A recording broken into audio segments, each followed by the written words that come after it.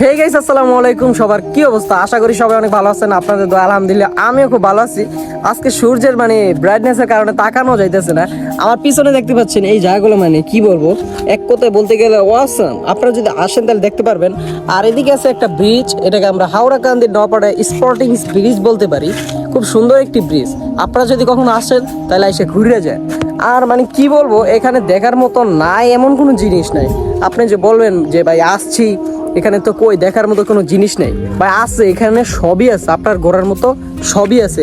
তো আইসেন একদিন, ইনশাল্লাহ ঘুরতে পারবেন ভরপুর। আর আইসেন, আপনারা ইনভাইট করলাম, আপনারা সাপোর্ট দিব ফুল, এবং আপনার সাথে দেখাও হবে।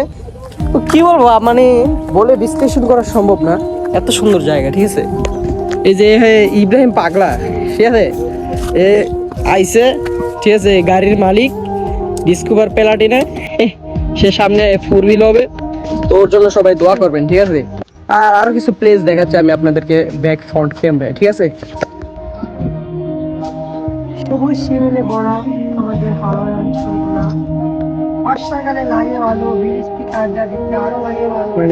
কি বলবো, এতটা সুন্দর লাগে।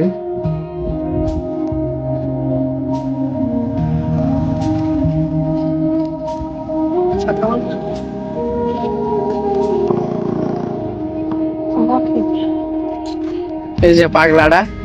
আর ভাই কি বলবো, সত্যি তো বলতে ব্রিজটা অনেক সুন্দর, ঠিক আছে। যদি কখনো আইসেন, ছবি টবি তুলতে পারবেন। অনেক সুন্দর প্লেস আছে কিন্তু, ঠিক আছে। তো আইসেন একদিন, ইনশাল্লাহ দেখা হবে। তো চলো আমরা চলে যাই নাকি।